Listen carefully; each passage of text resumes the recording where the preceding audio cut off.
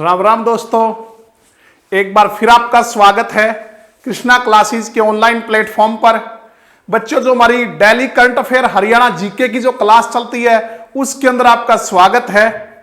अपने copy pen तैयार रखिए और इंपॉर्टेंट फैक्ट्स को नोट करते जाइए, बार बार उन्हें पढ़िए और बहुत जबरदस्त जो तैयारी आपको करनी है बच्चों। अब आप फ्री हो तो इस टाइम का पूरा यूटिलाइज करना है ताकि आने वाली परीक्षाओं के लिए हम पूरी तरह से तैयार रहें। तो बच्चों शुरू करते हैं आज की क्लास। देखिए पहला क्वेश्चन। बच्चों पहला क्वेश्चन है, हरियाणा में बड़ौदा जो सीट है उस पर उपचुनाव कब होंगे? हरियाणा में बड़ौदा जो सीट है उस पर उपचुनाव कब होंगे? बच्चों आप जानते होंगे जो बड़ौदा उप सीट है वो सोनीपत डिस्ट्रिक्ट में है। किस डिस्ट्रिक्ट में है? सोनीपत में। और यहां विधायक थे श्री कृष्ण हुड्डा। श्री कृष्ण हुड्डा कांग्रेस के विधायक थे। किसके विधायक थे? कांग्रेस पार्टी से जीत कर आए थे 2019 के इलेक्शन में। बच्चों 6 बार जो है वो विधायक रह चुके हैं श्री कृष्ण हुड्डा जो है। इनके निधन के कारण ये सीट खाली है। तो बच्चों जो सीट खाली हो जाती है, किसी की मृत्यु से या कोई इस्तीफा दे देता है, तो उस पर जो चुनाव होते हैं उनको उपचुनाव कहते हैं। तो फिलहाल 12 अप्रैल 2020 को जो बड़ौदा के विधायक थे श्री कृष्ण हुड्डा, उनका निधन हो गया था, तब से सीट जो है खाली है बच्चों। तो अब इस पे जो है चुनाव करवाना है, तो कब यह चुनाव होगा यह आपसे पूछ रहा है।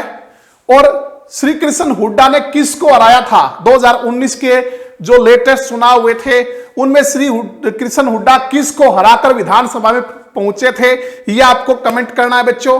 इसके अलावा कुछ और चीजें मैं आपसे पूछना चाहता हूं कि हरियाणा में पहला आम चुनाव कब हुआ? हरियाणा में पहला आम चुनाव जो है बच्चों वो कब हुआ, यह बताइए। दूसरा, हरियाणा में पहले मध्यावधि चुनाव कब हुए? हरियाणा में पहले मध्यावधि चुनाव जो हैं वो कब हुए? इसके अलावा बच्चों मैं आपसे यह पूछना चाहता हूं, हरियाणा की पहली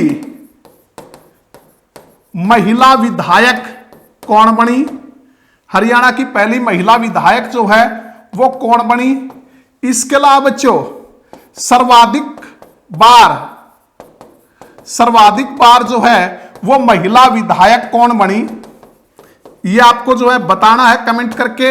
इसके अलावा हरियाणा की पहली महिला सांसद, हरियाणा की पहली महिला सांसद जो है वो कौन बनी बच्चों, ये भी आपको साथ में कमेंट करके बताना है।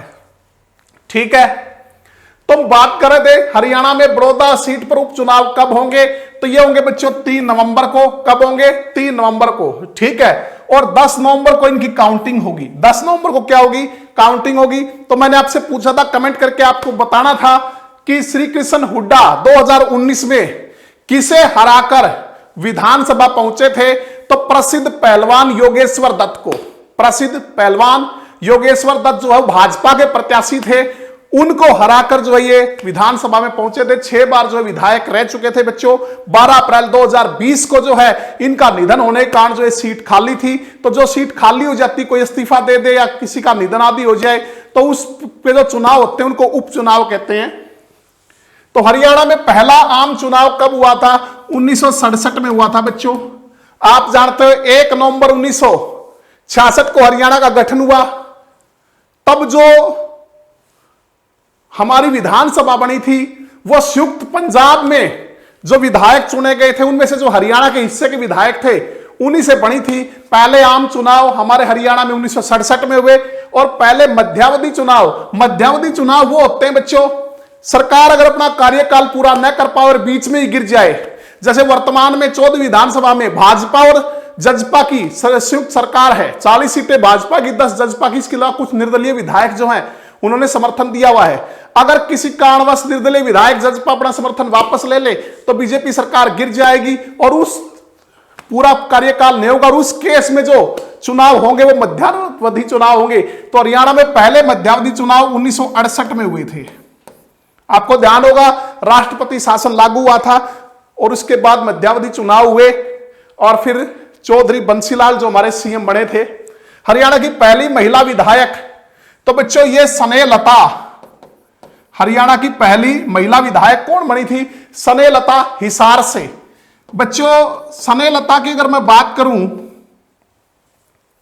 स्नेहलता एक तो ये 1967 में विधायक बनी, हरियाणा के गठन के बाद तो बनी 1967 में। इसके अलावा गठन से पहले भी 1957 में भी ये संयुक्त पंजाब में हरियाणा से क्या बनी थी? हिसार सीट से विधायक बनी थी। संयुक्त पंजाब जब होता था जब हरियाणा नहीं बना था, तो उस टाइम भी 1957 में भी जो है बच्चों ये हरियाणा से हिसार से क्या बनी थी? एमएलए बनी थी स्नेहलता हिसार से। उसके बाद 1967 में पहले जो आम चुनाव हुए उनमें भी बच्चों ये क्या बनी थी? विधायक बनी थी। सर्वाधिक बार महिला विधायक कौन रही? वो प्रसन्नी देवी रही। प्रसन्नी देवी जो है वो 6 बार विधायक रही है बच्चों। कितनी बार रही है? 6 बार विधायक। सबसे ज्यादा बार जो महिला कौन विधायक रही है? प्रसन्नी देवी। लगातार 3 बार तो इसने हैट्रिक लगाई थी, 1967 में, 68 में, उसके बाद 1972 में। जो अगर हम बात करें इंद्री से विधायक बनी थी। हरियाणा की पहली महिला सांसद ये चंद्रावती हुई बच्चों। चंद्रावती हरियाणा की पहली महिला सांसद चंद्रावती 1977 में भिवानी लोकसभा सीट से चौधरी बंसीलाल को हराकर ये जनता दल की पार्टी से सांसद बनी थी 1977 में। किस सीट से? भिवानी सीट से। ये पहली महिला सांसद थी हरियाणा की। ठीक है, चौधरी बंसीलाल को हराया था इन्होंने और जनता दल पार्टी से जो है चुनाव लड़ी थी। 1990 में फिर चंद्रावती जो है वो पांडिचेरी की उपराज्यपाल भी बनाई गई थी बच्चों। ठीक है, तो हरियाणा में बड़ौदा सीट पर उपचुनाव कब होंगे? 3 नवंबर को। उनके रिजल्ट जो गणना कब होगी बच्चों? 10 नवंबर को। तो आगे चलते हैं बच्चों। हरियाणा सरकार ने धान खरीद की प्रति एकड़ निर्धारित 25 क्विंटल की सीमा को बढ़ाकर कितने क्विंटल कर दिया है?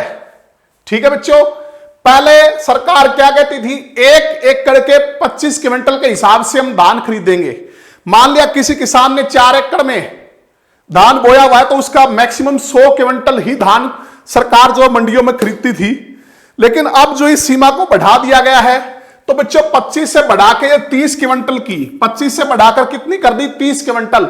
लेकिन यहां एक चीज और ध्यान रखनी बच्चों आपको, वो क्या है? साथ में सरकार ने यह कहा है अगर किसान 10% एक्स्ट्रा लेके आता है, साथ में 10% क्या लेके आता है? एक्स्ट्रा, तो वो धान भी खरीदा जाएगा। तो बच्चों आप जानते हो मैथ आपने बहुत पढ़ा है, 30 का 10% कितना होता है? आप जानते हो 3 किलोग्राम, 3 क्विंटल, 30 क्विंटल का। तो 30 और 3 33 क्विंटल तक जो है वो किसान का धान जो प्रति एकड़ के हिसाब से सरकार खरीदेगी। पहले सीमा 25 क्विंटल की थी, अब सीमा 25 से 5 बढ़ा के 30 क्विंटल कर दी प्रति एकड़। लेकिन बच्चों साथ में यह भी प्रावधान किया गया अगर कोई किसान 10% एक्स्ट्रा धान लेकर आता तो वो भी खरीदा जाएगा। तो 30 का 10% एक्स्ट्रा 3 क्विंटल और यानी कि 33 क्विंटल तक जो है वो प्रति एकड़ जो है धान खरीदा जाएगा।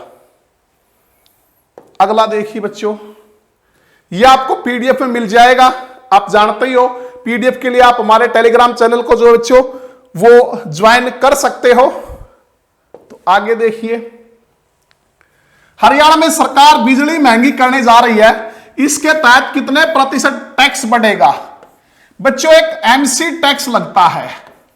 क्या लगता है? MC tax. बिलों पर जो है वो एमसी टैक्स लगाया जाता है, म्यूनिसिपल कॉर्पोरेशन टैक्स।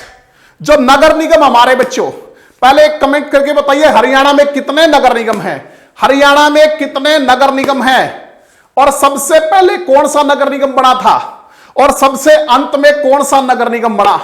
ठीक है, हरियाणा में कितने नगर निगम है बच्चों? तो आप जानते हो टोटल हरियाणा में 10 नगर निगम है। कितने? 10। तो सबसे पहले कौन सा नगर निगम बना था? फरीदाबाद। फरीदाबाद सबसे पहला, सबसे पुराना नगर निगम और सबसे बड़ा नगर निगम भी फरीदाबाद है।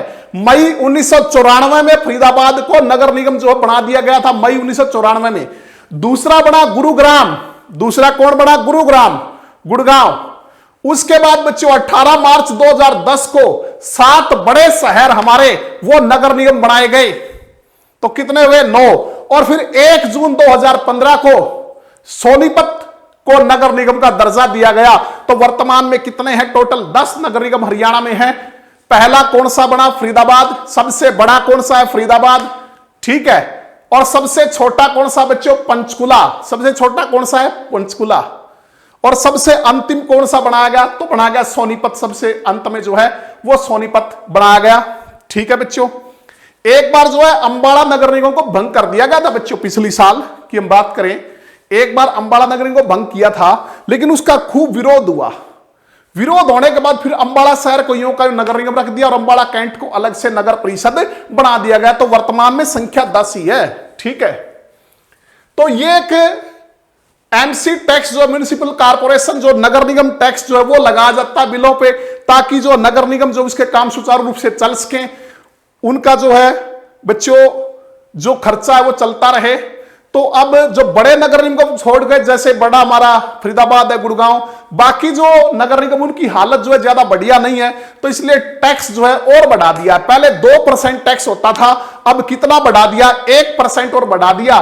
तो अब कितना हो जाएगा बच्चों? 3%। लेकिन यहां क्वेश्चन क्या पूछा है? इसके तहत कितने प्रतिशत टैक्स बढ़ेगा, कितना हुआ ये नहीं पूछा बच्चों, ये भी ध्यान रखना। तो 1% टैक्स जो बढ़ा जाएगा। पहले कितना लिया जाता था? 2%, अब 1% और बढ़ा दिया है। तो अब टोटल कितना टैक्स लगेगा? एमसी टैक्स जो बच्चों बिलों पे वो 3% दिया जाएगा, ठीक है। कर लोगे? तो बच्चों आप जानते हो नगर निगम जो है, जिस शहर की जो जनसंख्या वो 3 लाख से अधिक हो, उसे नगर निगम का दर्जा जो है वो दिया जाता है। 3 लाख से अधिक जो है जिसकी जनसंख्या हो, उसे नगर निगम का दर्जा जो है वो दिया जाता है। तो वर्तमान में जो हमारे 10 नगर निगम है बच्चों, ये आप जानते हैं, फरीदाबाद, गुड़गांव, पानीपत, करनाल, यमुनानगर, हिसार, रोहतक, अंबाला, पंचकुला और सोनीपत। सबसे लास्ट में कौन बना? सोनीपत। 1 जून 2015 को सबसे पहला कौन बना? फरीदाबाद। सबसे बड़ा कौन सा है? फरीदाबाद। सबसे छोटा कौन सा बच्चों? पंचकुला, ठीक है। तो आगे चलते हैं, नेक्स्ट क्वेश्चन देखिए बच्चों। हरियाणा का कौन सा जिला फिल्मों की शूटिंग के लिए मुंबई का विकल्प होगा?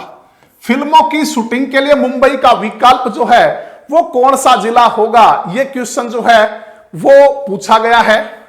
तो बच्चों अगर हम बात करें, सबसे पहले करनाल ऑप्शन में है। तो करनाल का क्षेत्रफल कितना है बच्चों? पिछली बार भी हमने वीडियो में पढ़ा था, 2520 जो है वो करनाल का क्षेत्रफल 2520 वर्ग किलोमीटर। हिसार जो 3983 वर्ग किलोमीटर इसका क्षेत्रफल बच्चों। सिरसा वर्तमान में हरियाणा का सबसे बड़ा जिला है क्षेत्रफल के हिसाब से। सबसे बड़ा जिला क्षेत्रफल के हिसाब से कौन सा बच्चों? वो है सिरसा। 4277 वर्ग किलोमीटर जो है इसका क्षेत्रफल है, 4277 वर्ग किलोमीटर। और रोहतक की अगर हम बात करें बच्चों, रोहतक जो वो 1745 वर्ग किलोमीटर जो है वो रोहतक का क्षेत्रफल है, 1745 वर्ग किलोमीटर। तो करनाल, हिसार और रोहतक तो उन 7 जिलों में से एक है जो हरियाणा के गठन के समय गठित हुए थे। सिरसा का गठन हुआ था 1 सितंबर 1975 को, 1 सितंबर 1975 को सिरसा का गठन हुआ था बच्चों, ठीक है। तो पूछ रहा कौन सा जिला फिल्मों की शूटिंग के लिए मुंबई का विकल्प होगा? बच्चों एक चीज तो आप जानते होंगे, पहले रोहतक को जो फिल्म सिटी कहा जाता था, और हमारे जो प्रमुख निर्माता निर्देशक हैं बॉलीवुड में, सुभाष घई, उन्होंने सरकार से मांग की थी कि झज्जर को फिल्म सिटी बनाया जाए। लेकिन वर्तमान में हमारे मुख्यमंत्री श्री मनोहर लाल ने किसे फिल्म सिटी बनाने का की घोषणा की थी, ये आपको कमेंट करके बताना है कि वर्तमान में हाल ही में अभी इसी महीने, जो पिछले महीने जो बच्चों हमारे माननीय मुख्यमंत्री श्री मनोहर लाल जी ने किसे फिल्म सिटी बनाने के जो है घोषणा की थी, तो वो की थी बच्चों पिंजौर को। पिंजौर को, मोरनी की पहाड़ियों में बच्चों पिंजौर, पंचकुला को जो फिल्म सिटी विकसित करने की घोषणा की है। और अब ये कह रहा है कि कौन सा जिला फिल्मों की शूटिंग के लिए मुंबई का विकल्प के तौर पे, तो वो किसे देखा जा रहा है? करनाल को। करनाल को मुंबई के विकल्प के तौर पे फिल्मों की शूटिंग के लिए, पहले भी यहां बच्चों शूटिंग होती रही है फिल्मों की। और आप ये भी जानते हो बच्चों कि करनाल में बहुत से ऐतिहासिक और पौराणिक स्थल हैं, चाहे वो कर्ण झील हो, चाहे चक्रवर्ती नारायण झील हो, चाहे बच्चों अगर हम बात करें सीता माई मंदिर जो है वो हो, इसके अलावा जो कंटोनमेंट जो चर्च है उसकी भी चर्चा हम कर सकते हैं, मीरा गुफा की भी चर्चा हम कर सकते हैं बच्चों। ये सारे जो बहुत बढ़िया ऐतिहासिक और पौराणिक स्थल जो हैं वो करनाल में हैं। इसके अलावा बच्चों करनाल जो है वो दिल्ली और चंडीगढ़ के रास्ते पे पड़ता है बच्चों। सड़क से अच्छी कनेक्टिविटी जो है इसकी बनी हुई है, सड़क के साथ भी जो है दिल्ली से, और हम बात करें चंडीगढ़ से इसकी कनेक्टिविटी अच्छी है। तो इस लिहाज से फिल्मों की शूटिंग के लिए मुंबई का विकल्प जो है वो हो सकता है कौन सा, सीएम सिटी करनाल, कर्ण सिटी करनाल, इसके अलावा चावल का कटोरा करनाल, इसके अलावा लिबर्टी शू का जन्मदाता हरियाणा का पेरिस करनाल।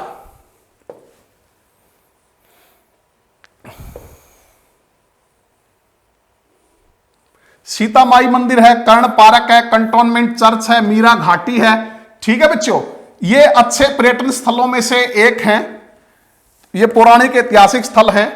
ऑनलाइन स्वीकृति लेना इसके लिए जरूरी है बच्चों। कैसे ऑनलाइन स्वीकृति किससे लेनी है, तो प्रदेश सरकार ने हिंदी, हरियाणवी अन्य फिल्मों व सीरियलों की शूटिंग को लेकर गाइडलाइन जारी की है। इसके तहत फिल्म व सीरियल निर्माताओं को शूटिंग के लिए जनसंपर्क विभाग के पोर्टल पर ऑनलाइन स्वीकृति लेनी होगी। जनसंपर्क विभाग के पोर्टल पर ऑनलाइन स्वीकृति जो है वो लेनी होगी बच्चों। ठीक है, तो बहुत से रामायण कालीन और महाभारत कालीन जो है वो ऐतिहासिक पौराणिक स्थल जो है वो करनाल में बच्चों।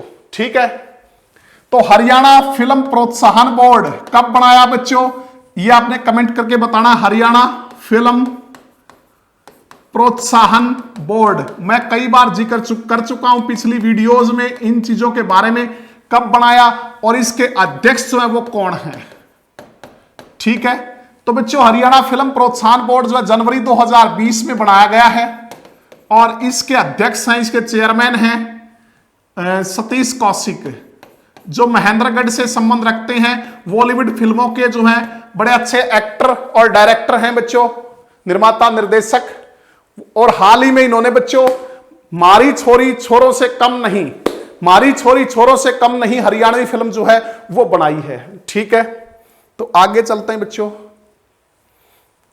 हाल ही में रोहतक पीजीआई में कोरोना वैक्सीन के ट्रायल में बड़ी कामयाबी मिली है और अब दूसरे फेज का पार्ट 2 शुरू होगा। इस वैक्सीन का ट्रायल कितने वॉलंटियर्स पर जो है वो हो रहा है, कितने वॉलंटियर्स पर होगा बच्चों ये हमने बताना है। ठीक है, फेज 2 का ट्रायल। फेज 1 में आप जानते हो 81 जो है 81 वॉलंटियर थे और फेज 2 में जो है अब 50 वॉलंटियर जो हैं उन पे फेज 2 का जो है वो ट्रायल होगा। बड़े अच्छे रिजल्ट जो है इसके मिल रहे हैं बच्चों। और आप जानते होंगे पीजीआई रोहतक की अगर मैं बात करूं, पीजीआई रोहतक, तो पीजीआई रोहतक की 1960 में स्थापना हुई थी बच्चों। 1960 में एक मेडिकल कॉलेज के रूप में पीजीआई रोहतक की स्थापना, एक गवर्नमेंट मेडिकल कॉलेज के रूप में इसकी स्थापना की गई थी 1960 में। हालांकि उस टाइम जो एडमिशन है वह अस्थायी रूप से जो मेडिकल कॉलेज पटियाला में बच्चों का एडमिशन लिया गया था 3 साल तक वहां रखा गया था और फिर 1963 में उन बच्चों को यहां स्थानांतरित कर दिया गया था। फिर 2008 में बच्चों इसको यूनिवर्सिटी का दर्जा दे दिया गया। पीजीआई रोहतक को यूनिवर्सिटी का दर्जा मिला 2008 में। ठीक है, और इसके वीसी है OP Kalra, doctor OP Kalra जो है वो इसके क्या है वीसी है। और अगर हम बात करें इसके निदेशक बच्चों, इसके जो निदेशक है, इसके डायरेक्टर हैं वह रोहतास कंवर यादव रेवाड़ी से। जो इसके डायरेक्टर की हम बात करें, निदेशक की बात करें तो वो है रोहतास कंवर यादव। कहां से है बच्चों, ये रेवाड़ी से है। ठीक है, और वर्तमान में जो है इस यूनिवर्सिटी का नाम जो है वो हमारे हरियाणा के पहले मुख्यमंत्री पंडित भगवत दयाल शर्मा के नाम पे रखा गया है, जो किस विधानसभा क्षेत्र से आते थे, बेरी से। बेरी कहां बच्चों, झज्जर में। बेरी जिसे धनाढ्य लोगों की नगरी जो है वो कहा जाता है बच्चों। तो आगे चलते हैं।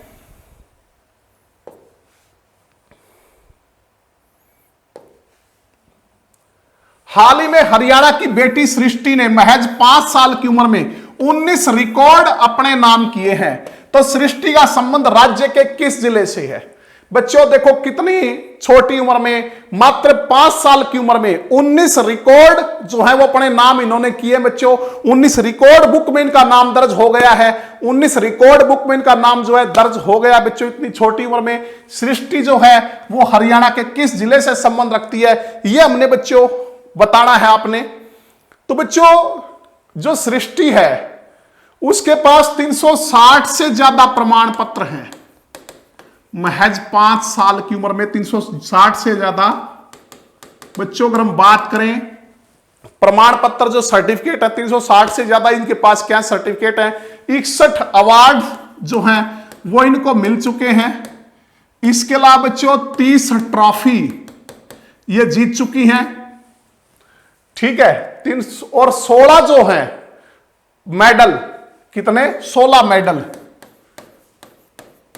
और 19 रिकॉर्ड बुक में जो बच्चों इनका नाम दर्ज है।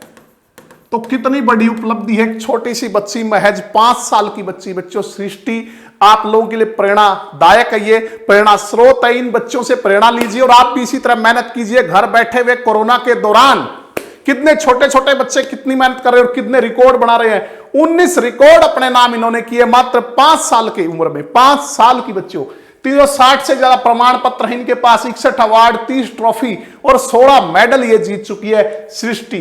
तो कहता बच्चे सृष्टि जो है उसका संबंध राज्य के किस जिले से है। तो बच्चों थोड़ा सा वैसे हम जिलों के बारे में चर्चा कर लेते हैं। पहले पंचकुला। पंचकुला आप जानते हो बच्चों 15 अगस्त 1995 को पंचकुला जो है उसका गठन हुआ था और 898 वर्ग किलोमीटर जो है वो इसका क्षेत्रफल है। हरियाणा का क्षेत्रफल के हिसाब से सबसे छोटा जिला है पंचकुला और जनसंख्या के हिसाब से भी सबसे छोटा जिला है बच्चों पंचकुला। 2011 की जनगणना के अनुसार 2011 की जनगणना के अनुसार सबसे छोटा जो जिला है बच्चों वो जनगणना में कौन है? पंचकुला। और क्षेत्रफल में दूसरा सबसे छोटा, क्षेत्रफल में दूसरा क्योंकि सबसे छोटा है बच्चों फरीदाबाद, 743 वर्ग किलोमीटर। आपको 741 भी मिलेगा बच्चों ऑफिशियल साइट पे, भी ध्यान रखना। मैं कह रहा हूं इन आंकड़ों के मामले में आप थोड़े से लचीले रहो, सारी चीजें याद रखो बच्चों, ताकि एक ऑप्शन में हो तो ना हो तो दूसरे पे हम जा सके। हरियाणा का सबसे छोटा जिला क्षेत्रफल के हिसाब से फरीदाबाद, 743 वर्ग किलोमीटर इसका एरिया है। जनसंख्या के हिसाब से सबसे बड़ा जिला फरीदाबाद बच्चों। ठीक है, क्षेत्रफल के हिसाब से दूसरा सबसे छोटा वो है पंचकुला 898 वर्ग किलोमीटर और जनसंख्या के हिसाब से सबसे छोटा 2011 की जनगणना के अनुसार पंचकुला बच्चों। 15 अगस्त 1995 को इसका गठन हुआ था। फरीदाबाद का 15 अगस्त 1979 को गठन हुआ। सिरसा अभी पढ़ा था बच्चों हरियाणा का सबसे बड़ा जिला क्षेत्रफल के हिसाब से 4277 वर्ग किलोमीटर इसका एरिया है और 1 सितंबर 1975 को इसका गठन हुआ था। झज्जर बच्चों, झज्जर जो है कब बना था ये आप कमेंट करके बताइए। झज्जर 15 जुलाई 1997 को झज्जर बना था बच्चों। 1834 वर्ग किलोमीटर इसका एरिया है। 15 जुलाई 1997 को बना और उसी दिन एक जिला और बना था फतेहाबाद, जिसे हरियाणा का पिंक सिटी कहा जाता है। फतेहाबाद भी कब बना था? 15 जुलाई 1997 को और झज्जर भी 15 जुलाई 1997 को बना था बच्चों। क्षेत्रफल कितना? 1834। और आप जानते हो सैनिक स्कूल भी बच्चों झज्जर के मातेन हाल में, ये हरियाणा का तीसरा सैनिक स्कूल है। पहला कहां है आप कमेंट करके बताइए, पहला कहां है हरियाणा का पहला जो सैनिक स्कूल है वो कुंजपुरा करनाल में। दूसरा सैनिक स्कूल हरियाणा का वो रेवाड़ी में बच्चों और तीसरा सैनिक स्कूल जो है वो कहां पे? झज्जर के मातेन हाल में जो है वो तीसरा सैनिक स्कूल जो कहां स्थापित किया गया? झज्जर में। पहला करनाल के कुंजपुरा में, दूसरा रेवाड़ी में और तीसरा बच्चों झज्जर के मातेन हाल में। तो हम बात कर रहे थे हरियाणा की बेटी सृष्टि ने महज 5 साल की उम्र में 19 रिकॉर्ड अपने नाम किए हैं। तो इनका संबंध राज्य के किस जिले से है? तो फरीदाबाद से संबंध रखती है बच्चों। जो हरियाणा की औद्योगिक नगरी है फरीदाबाद, वहां से संबंध रखती है, जो कि हड्डी की नक्काशी के लिए प्रसिद्ध है फरीदाबाद, वहां से संबंध रखती हैं। ये बच्चों छोटी सी बच्ची सृष्टि जो है मात्र 5 साल की उम्र में बहुत प्रशंसा के लायक है। ठीक है, कार्ड रानी के नाम से जो है वो इन्हें जाना जाता है, कार्ड रानी के उपनाम से। क्यों? कितने कार्ड, 360 से ज्यादा प्रमाण पत्र हैं, तो कार्ड रानी के नाम से जो है इनको जाना जाता है। ये बच्चों इनके वो हैं 360 से ज्यादा प्रमाण पत्र प्राप्त कर चुकी है। नेशनल स्टार एक्सीलेंट रिकॉर्ड भी दर्ज हुआ है। 360 से ज्यादा प्रमाण पत्र, 61 अवार्ड, 30 ट्रॉफी, 60 पदक सृष्टि को मिल चुके हैं। अभी तक इतने अवार्ड और किसी के नाम नहीं है। 19 रिकॉर्ड बुक में जो इनका नाम दर्ज हो चुका है। ये इनके पिता प्रवीण गुलाटी जो है उन्होंने बताया 19 मार्च 2017 को फेस ऑफ फरीदाबाद की विजेता बनने से इसका सफर शुरू होता है। तो ये साल दर साल जो इनके अवार्ड है बच्चों, ये आपको पीडीएफ में मिल जाएंगे। पीडीएफ के लिए जो आप केसी पब्लिकेशन जो हमारा टेलीग्राम चैनल है और कृष्णा क्लासेस जो टेलीग्राम चैनल है उनको आप ज्वाइन कर लीजिए, और जल्दी जो आपके लिए क्विज जो आप हम शुरू कर रहे हैं। तो ये है 5 साल की बेटी सृष्टि। ये सारे इनके अवार्ड हैं बच्चों, ये आपको पीडीएफ में मिल जाएंगे। ठीक है,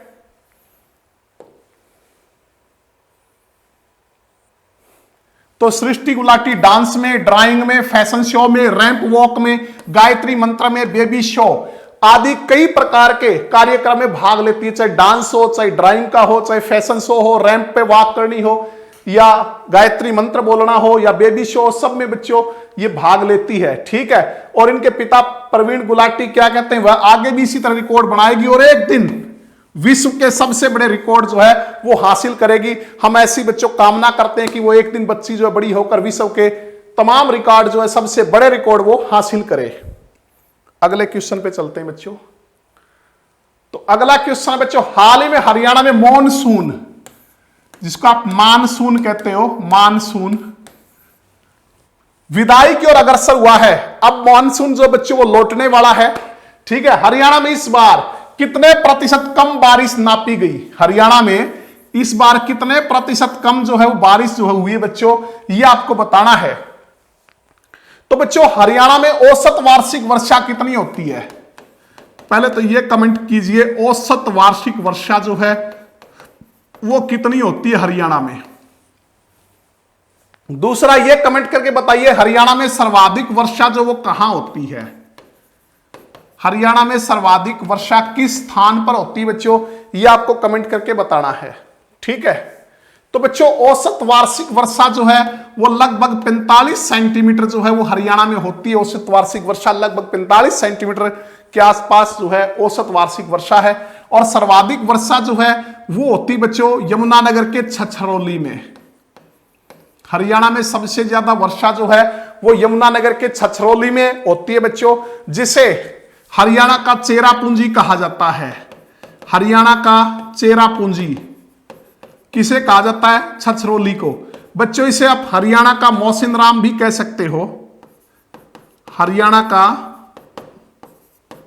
मौसिनराम जो है वो भी कह सकते हो। क्यों तुलना की? क्योंकि सबसे ज्यादा हमारे भारत में जो है वो होती है चेरापूंजी में होती थी बच्चों पहले वर्षा। पहले कहां होती थी? चेरापूंजी में। लेकिन वर्तमान में मौसिनराम में हरियाणा भारत में सबसे ज्यादा वर्षा, विश्व में सबसे ज्यादा वर्षा जो है वो कहां होती है? मौसिनराम में। पहले कहां होती थी? चेरापूंजी में। तो छछरौली में, हरियाणा की बात करें तो छछरौली यमुनानगर में है जो है। छछरौली कहां? यमुनानगर में। तो वहां सबसे ज्यादा बारिश होती है, तो इसे हरियाणा का चेरापूंजी कहते हैं। तो आप मासिनराम भी कह सकते हैं बच्चों। कई पेपर में हो सकता है ये आ जाए, हरियाणा का मासिनराम किसे कहते हैं, तो ध्यान रखना, क्योंकि सर्वाधिक वर्षा वाला स्थान विश्व में मासिनराम है जो हमारे भारत में है, और हरियाणा में छछरौली है, तो इनकी तुलना कर दी आपने। ठीक है, तो हरियाणा का चेरापूंजी या हरियाणा का मासिनराम, छछरौली। तो बच्चों अब की बार जो है औसत से 14% कम बारिश हुई। हालांकि ये सामान्य है बच्चों, क्या है ये? सामान्य है। औसत से 14% कम बारिश जो रिकॉर्ड की गई है।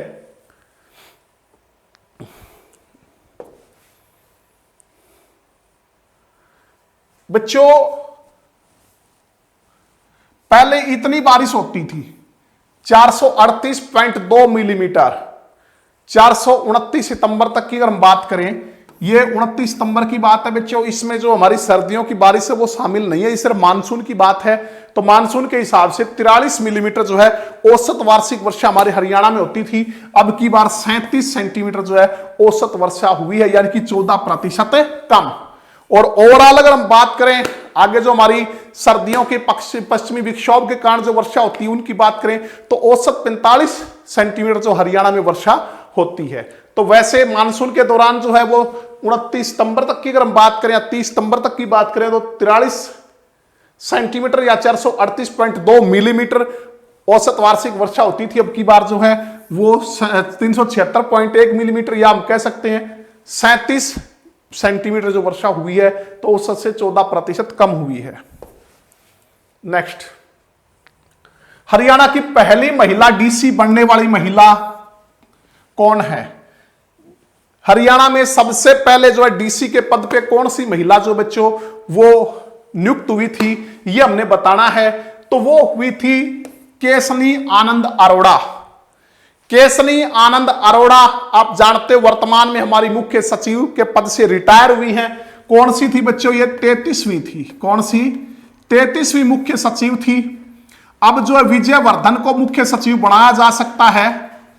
हरियाणा का नया मुख्य सचिव जो विजयवर्धन को बनाया जा सकता है बच्चों। तो केसनी आनंद अरोड़ा जो है वो हरियाणा के 30 सितंबर को हरियाणा के मुख्य सचिव पद से रिटायर हो गई हैं। कौन से नंबर की थी? 33वीं।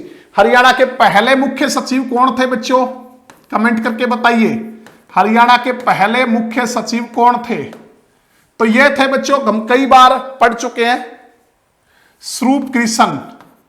स्वरूप कृष्ण जो थे वो हरियाणा के पहले सचिव थे बच्चों। और पहली महिला सचिव वो थी मीनाक्षी आनंद चौधरी। मीनाक्षी आनंद चौधरी पहली हरियाणा की पहली महिला सचिव। कौन थी? मीनाक्षी आनंद चौधरी, जो कि इनकी बड़ी बहन है केसनी आनंद अरोड़ा। मीनाक्षी आनंद चौधरी इनकी बहन है। उर्वशी गुलाटी भी इनकी बहन है। बच्चों तीनों बहनें जो हैं वो किस से रिटायर हुई हैं? वो हरियाणा के मुख्य सचिव पद से जो रिटायर हुई हैं। शायद हमारे देश का ये पहला मामला है कि तीन बहनें जो हैं किसी प्रदेश के मुख्य सचिव पद से रिटायर हुई हों।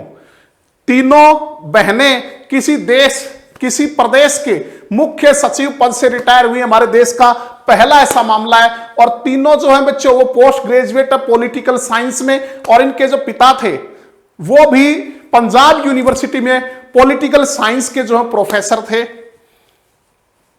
आप जानते हो 1990 में ये डीसी के पद पे नियुक्त हुई थी। 1990 में केसनी आनंद अरोड़ा 1990 में हरियाणा के डीसी पद पर नियुक्त की जाने वाली पहली महिला थी बच्चों।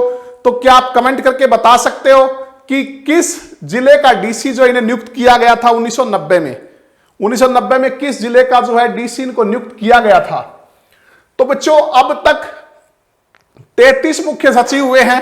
इनमें से 5 महिला सचिव हुई हरियाणा में। कितनी? 5। पहले भी वीडियो मैंने बताया था 5 महिला सचिव हुई है। तीनों तो बहन मीनाक्षी आनंद चौधरी, उर्वशी गुलाटी, केसनी आनंद अरोड़ा, तीनों तो बहनें। इसके अलावा बच्चों एक हुई प्रोमिला ईसर और एक हुई शकुंतला जाखू।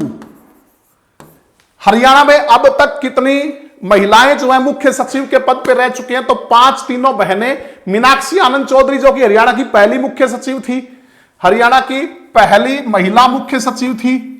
ठीक है। इसके अलावा उर्वशी गुलाटी और केसनी आनंद अरोड़ा तीनों बहनें। इसके अलावा प्रोमिला ईसर और शकुंतला जाखू। ये 33 में से 5 जो है वो महिला मुख्य सचिव जो है हरियाणा में रही हैं।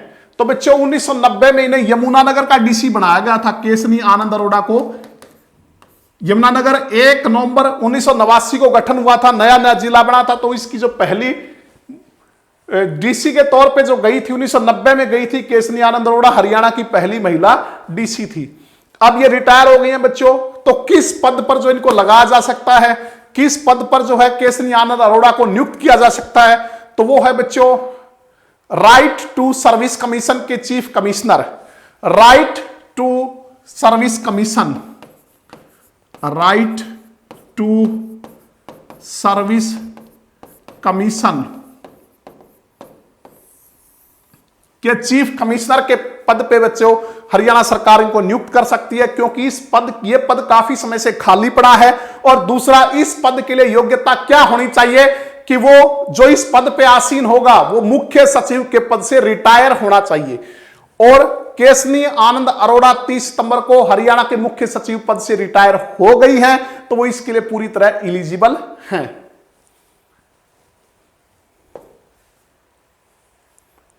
1983 बैच की आईएएस केसनी आनंद अरोड़ा की पहली पोस्टिंग हुई थी प्रिंटिंग एंड स्टेशनरी डिपार्टमेंट के कंट्रोलर के पद पे। 1990 में यमुनानगर की डीसी बनी। वह हरियाणा में पहली महिला आईएएस थी जिसे किसी जिले में डीसी लगाया गया। तो हरियाणा की पहली महिला आईएएस जिसे डीसी लगाया गया वो कौन थी? केसनी आनंद अरोड़ा। 1990 में कहा कि यमुनानगर की डीसी जो इनको नियुक्त किया गया था। 5वीं महिला आईएएस है बच्चों जो सीएस यानी कि चीफ सेक्रेटरी मुख्य सचिव के पद पर जो है वो रह चुकी है। मैंने 5 के नाम आपको बता दिए। पहले महिला सचिव जो है वो इनकी बड़ी बहन मीनाक्षी आनंद चौधरी, उर्वशी गुलाटी, केसनी आनंद अरोड़ा। इसके अलावा बीच में 2 रही प्रोमिला ईश्वर और शकुंतला जाखू। ठीक है, केसनी आनंद अरोड़ा ने हरियाणा के प्रशासनिक सुधार के लिए आईटी पर सबसे ज्यादा फोकस किया। सबसे ज्यादा इन्होंने आईटी पर फोकस किया बच्चों। रेवेन्यू 33% तक बढ़ाया और 2005 से 2019 तक 1 इंटरनेशनल अवार्ड, 7 नेशनल अवार्ड और 2 स्टेट अवार्ड जो हैं वो इनको मिल चुके हैं। तो ये था केसनी आनंद अरोड़ा के बारे में बच्चों। नेक्स्ट अगला देखिए, अब हरियाणा में किस राज्य के रियल एस्टेट विवादों की सुनवाई होगी? अब हरियाणा में किस राज्य के रियल एस्टेट जो जमीन से संबंधित विवाद है बच्चों उनकी सुनवाई जो है वो हरियाणा में की जाएगी। तो वो की जाएगी बच्चों हिमाचल प्रदेश की। किसकी? हिमाचल प्रदेश। आप जानते हो बच्चों हमारा एक पड़ोसी राज्य है।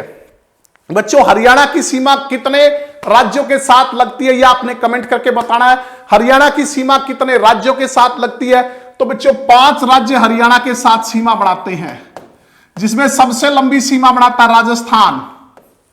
ठीक है, इसके अलावा बच्चों राजस्थान के अलावा पंजाब, हिमाचल प्रदेश, उत्तराखंड और उत्तर प्रदेश, ये 5 राज्य जो हैं वो हरियाणा के साथ सीमा बढ़ाते हैं। सबसे बड़ी जो 1262 किलोमीटर सीमा जो हमारी किससे लगती है? राजस्थान के साथ सबसे बड़ी। हरियाणा की सीमा सबसे अधिक किसके लगती है? राजस्थान के साथ 1262 किलोमीटर बच्चों। और सबसे छोटी उत्तराखंड के साथ लगती है बच्चों मात्र 11 किलोमीटर जो उत्तराखंड के साथ हमारी सीमा लगती है। और अगर हम बात करें उत्तर प्रदेश और हरियाणा के बीच बच्चों यमुना नदी बहती है पूर्वी सीमा पर। हरियाणा के जो हरियाणा और उत्तर प्रदेश जो है उनके बीच सीमा बनाती है। तो कितनी लंबी सीमा बनाती है यमुना नदी हरियाणा और उत्तर प्रदेश के बीच? तो 320 किलोमीटर लंबी सीमा कौन बनाती है? यमुना नदी। ठीक है, इसके अलावा 2 केंद्र शासित प्रदेश जो है वो लगते हैं हरियाणा के साथ बच्चों। 2 केंद्र शासित प्रदेश जिनमें एक दिल्ली है जो हरियाणा की गोद में बैठी प्रतीत होती है। दिल्ली को हरियाणा ने कितनी ओर से घेर रखा है? तो 3 ओर से घेर रखा है दिल्ली को। ठीक है, दूसरा बच्चों जो हरियाणा और पंजाब की संयुक्त राजधानी है चंडीगढ़। 2 केंद्र शासित प्रदेशों के साथ हरियाणा की सीमा लगती है और 5 राज्यों के साथ जो है वो हरियाणा की सीमा लगती है बच्चों। सबसे लंबी राजस्थान के साथ 1262 किलोमीटर, इसके अलावा सबसे छोटी उत्तराखंड के साथ 11 किलोमीटर। ठीक है, और हरियाणा और उत्तर प्रदेश के बीच यमुना नदी जो कितनी लंबी सीमा बनाती है? 320 किलोमीटर। केंद्र शासित प्रदेश दिल्ली और चंडीगढ़ की सीमाएं भी लगती हैं। दिल्ली इसकी गोद में बैठी हुई प्रतीत होती है बच्चों। प्राचीन अभिलेख के अनुसार तो दिल्ली जो हरियाणा की राजधानी हुआ करती थी किसी टाइम में, और ये हरियाणा इसको 3 ओर से घेरे हुए है। सिर्फ पूर्वी जो सीमा वो हरियाणा से नहीं लगती इनकी। चंडीगढ़ जो है वो बच्चों हरियाणा पंजाब जो दोनों की संयुक्त राजधानी है। तो बच्चों अगर हम बात करें राजस्थान से हरियाणा के कितने जिले लगते हैं? 7। पंजाब से कितने लगते हैं बच्चों? 7। और उत्तर प्रदेश से कितने लगते हैं? 7। राजस्थान के साथ हरियाणा के कितने जिले सीमा बनाते हैं? 7। पंजाब के साथ भी 7, उत्तर प्रदेश के साथ भी 7 बच्चों। हिमाचल के साथ बच्चों 3 जिले लगते हैं हरियाणा के। उत्तराखंड के साथ केवल 1 जिला लगता है यमुनानगर। और अगर हम बात करें बच्चों केंद्र शासित प्रदेशों की, तो दिल्ली जो है वो 4 जिलों के साथ सीमा साझा करता है, और चंडीगढ़ जो बच्चों वो 1 जिले के साथ पंचकुला के साथ जो है सीमा साझा करता है। ठीक है बच्चों, एसएससी में क्वेश्चन आया हुआ था, हरियाणा की सीमा कितने जिलों के साथ लगती है, कितने राज्यों के साथ लगती है, तो 5 ऑप्शन में था। वो बच्चों 2-3 बार ठीक हुआ है, एक बार 4 भी आया है, एक बार क्या आया है, 4 भी आया है बच्चों, कि 4 जिलों के साथ सीमा लगती है। तो उस केस में किसको नहीं मानते, उत्तराखंड को नहीं मानते। ठीक है, तो अब बात करें हरियाणा में किस राज्य के रियल एस्टेट विवादों की सुनवाई होगी, तो बच्चों हिमाचल प्रदेश के जो जमीन संबंधी जो मामले हैं रियल एस्टेट संबंधी, उनकी सुनवाई अब हरियाणा करेगा। हरियाणा के किस स्थान पे होगी ये आप कमेंट करके बताइए कि हरियाणा के किस स्थान पे होगी बच्चों, तो हरियाणा के करनाल में। कहां होगी, हरियाणा के करनाल में बच्चों हिमाचल प्रदेश के रियल एस्टेट संबंधी विवादों की सुनवाई जो हरियाणा के करनाल में भी की जाएगी बच्चों। ये इससे संबंधित जो है वो हरियाणा के मुख्यमंत्री मनोहर लाल ने इसकी अनुमति दे दी। करनाल को रियल एस्टेट रेगुलेटरी अथॉरिटी, ठीक है, हिमाचल प्रदेश द्वारा दिए गए निर्देशों या निर्णय किसी भी आदेश के विरुद्ध अपीलों की सुनवाई के लिए अधिकृत करने की स्वीकृति प्रदान की गई है। ठीक है, अब हिमाचल प्रदेश के रियल एस्टेट संबंधी विवाद हरियाणा की ट्रिब्यूनल में हो सकेगी। तो आगे चलते हैं बच्चों।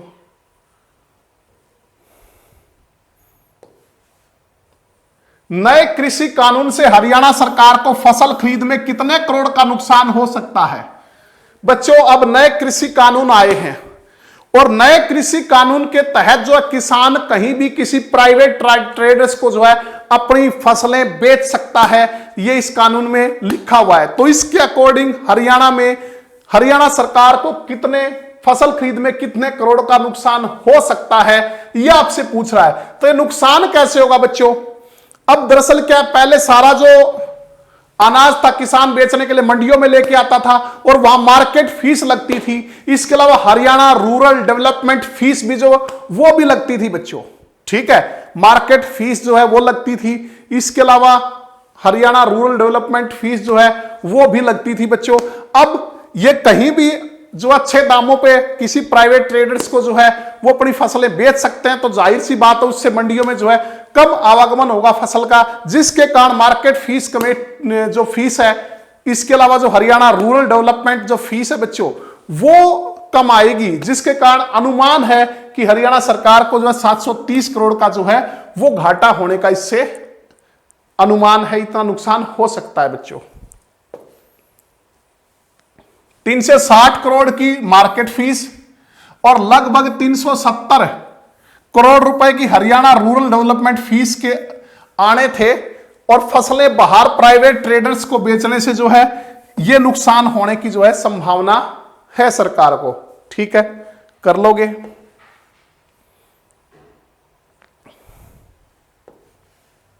नेक्स्ट बच्चों, हरियाणा में पशुओं का पालन पोषण किन देशों की तर्ज पर होगा।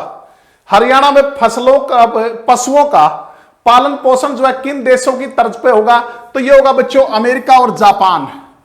अमेरिका और जापान की तर्ज पे जो है वो हरियाणा में भी पशुओं का जो है क्या होगा बच्चों, पालन पोषण होगा। इसके लिए बकायदा पशु स्वास्थ्य कार्यकर्ता तैयार किए जाएंगे, पशु स्वास्थ्य कार्यकर्ता तैयार किए जाएंगे, और वो जो पशु स्वास्थ्य कार्यकर्ता उनको लगभग 300 घंटे की ट्रेनिंग दी जाएगी। लगभग कितने घंटे की, 300 घंटे की ट्रेनिंग दी जाएगी, जिससे क्या होगा बच्चों, ग्रामीण क्षेत्रों में जो वेटरनरी डॉक्टर हैं उनकी कमी से जो हमारे ग्रामीणों को वेटरनरी डॉक्टरों की कमी से जो परेशानी होती है बच्चों, उस परेशानी को जो काफी हद तक दूर करने में मदद मिलेगी इन पशु स्वास्थ्य कार्यकर्ताओं के द्वारा। ठीक है, तो अब हरियाणा में अब पशुओं का पालन पोषण किन देशों की तर्ज पे होगा, तो होगा बच्चों अमेरिका और जापान की तर्ज पे। तो बच्चों ये थी हमारी आज की क्लास जो है, उम्मीद करता हूं आपको पसंद आई होगी। तो इसको ज्यादा ज्यादा लाइक कीजिए, शेयर कीजिए, इसको जो है कमेंट कीजिए, और अपने टीचर्स को जो है सपोर्ट कीजिए। बहुत जल्दी जो बच्चों हम आपके लिए पेड कोर्स जो है वो लेकर आने वाले हैं। और बच्चों घर पर रहिए, सुरक्षित रहिए, और लगातार जो अपनी परीक्षाओं की तैयारी करते रहिए। बच्चों मिलते हैं अगले वीडियो में। तब तक आप पढ़ते रहिए, अपनी तैयारी जो अपने नोट्स बनाइए उनको बार बार रिवाइज कीजिए। धन्यवाद।